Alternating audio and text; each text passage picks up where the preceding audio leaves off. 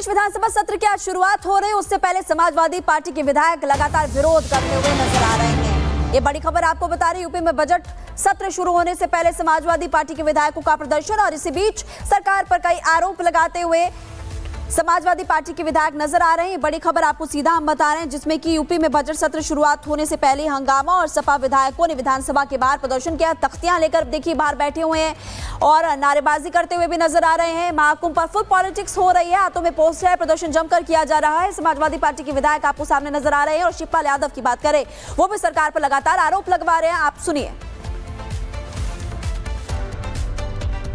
अपनी पीआर बढ़ाने के लिए सरकारी धन का दुरुपयोग किया है, ऐसी सरकार को इस्तीफा दे देना चाहिए। अगर 144 साल का जो जिक्र हुआ है ग्रंथों में कहीं नहीं है, अगर कहीं है तो ये बताएं। तो केवल पीआर बढ़ाने के लिए इन्होंने इस तरीके का सरकारी धन का दुरुपयोग किया है, तो इनको इस्तीफा दे देना चाहिए। तो बजट सत्र आज से शुरू होना है, लेकिन बजट सत्र से पहले सपा के विधायक प्रदर्शन कर रहे हैं, तख्तियां लेकर विधानसभा के बाहर बैठ गए हैं, विरोध कर रहे हैं। तो दूसरी तरफ निशाना साधते हुए सपा के विधायकों पर दोनों डिप्टी सीएम उत्तर प्रदेश के दिखाई दिए। क्या कुछ उन्होंने कहा है, सुनिए जरा। मैं समझता हूं कि मुद्दा विहीन है और कोई मुद्दा नहीं होने के कारण से वह ऐसे सवाल उठाने का काम कर रहे हैं जिन सवालों को जनता सुनना भी नहीं चाहती। अगर श्री अखिलेश यादव जी के द्वारा उठाए गए सवालों को जनता का 0.1% भी समर्थन प्राप्त हुआ होता तो ये आस्था का सैलाब प्रयागराज महाकुंभ में डुबकी लगाने के लिए नहीं उमड़ता। समाजवादी पार्टी के पास कुछ बचा नहीं है। उनका निगेटिव नैरेटिव जनता अच्छी तरह समझ चुकी है। वो बुरी तरह से हताश है, फ्रस्ट्रेशन में है। 10 में से 8 विधानसभा के उपचुनाव हार चुके हैं, जनता ने उन्हें नकार दिया है। और सबसे बड़ी बात है, महाकुंभ का आयोजन जो दुनिया का सबसे बड़ा आयोजन बना है, 54 करोड़ से अधिक लोगों ने कल तक पुण्य प्राप्त करते हुए मैं कह सकता हूं कि वहां पर महाकुंभ में पहुंच करके अपना प्रतिभाग सुनिश्चित किया है और लगातार बड़ी संख्या में देश दुनिया से लोग पहुंच रहे हैं। वही तस्वीरें आपको दिखाएंगे आस्था का जन सैलाब जहां पर उमड़ा हुआ है महाकुंभ की, क्योंकि देखिए महज अब केवल 10 दिन से कम का वक्त बचा हुआ है महाकुंभ खत्म होने में, लेकिन वहां पर इस समय तस्वीरें कैसी हैं, सीएम योगी क्या कुछ कह रहे हैं, सुनिए आप। भाषण से इस सत्र की शुरुआत होती है। इसके अलावा वर्ष भर के लिए राज्य सरकार का बजट भी इसी सत्र के दौरान पारित होता है। अन्य विधायी कार्यों के साथ ही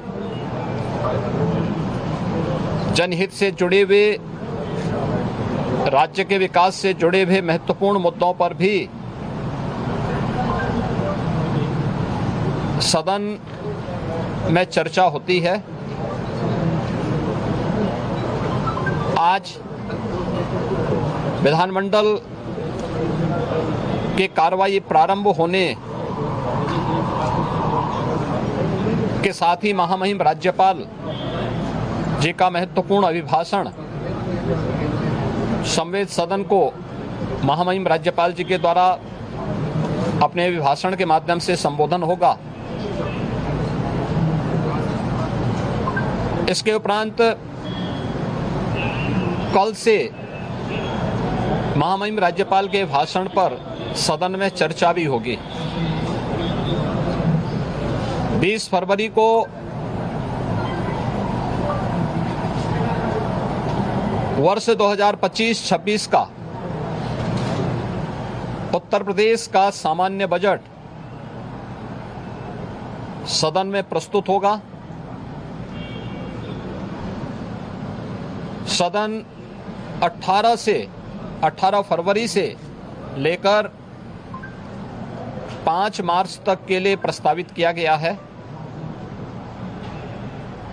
उत्तर प्रदेश के इतिहास में ऐसे बहुत कम क्षण आए हैं जब इतने लंबे समय के लिए सदन आहूत किया गया हो, लेकिन सदन की कार्रवाई सुचारू रूप से संपन्न हो, यह केवल सत्ता पक्ष का ही दायित्व नहीं होता है, बल्कि विपक्ष का भी उतना ही महत्वपूर्ण दायित्व बनता है। सदन चर्चा परिचर्चा का एक मंच बने। उत्तर प्रदेश के विकास को लेकर के डबल इंजन की भारतीय जनता पार्टी की सरकार ने पिछले लगभग 8 वर्ष के अंदर जो प्रतिमान स्थापित किए हैं वह अभूतपूर्व है। उसकी झलक अभिभाषण के माध्यम से भी और सदन के अंदर चर्चा परिचर्चा के माध्यम से भी देखने को मिलता है। उत्तर प्रदेश के परसेप्शन में आए हुए व्यापक बदलाव देश और दुनिया के द्वारा उत्तर प्रदेश को आकर्षण का केंद्र मानते हुए जो वर्तमान में स्थितियां दिखती हैं, स्वाभाविक रूप से हताश और निराश विपक्ष इन मुद्दों पे चर्चा करने से भागने का प्रयास करता है, सदन की कार्रवाई में बाधा पैदा करने का प्रयास करता है। विपक्ष अगर सार्थक चर्चा को आगे बढ़ाने में मदद करेगी तो मेरा अनुमान है कि यह एक बहुत अच्छा सत्र, बजट सत्र हो सकता है, जिसमें अगले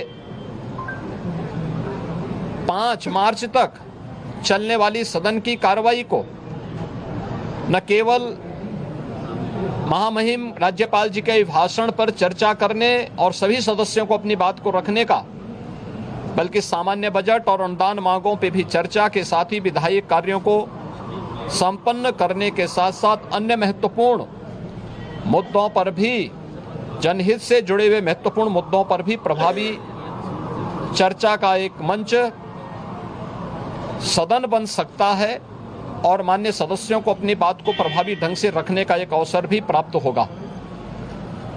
हम उम्मीद करते हैं कि हार की हताशा से परेशान विपक्ष अपनी इस खुन्नस को सदन पर नहीं उतारेगा।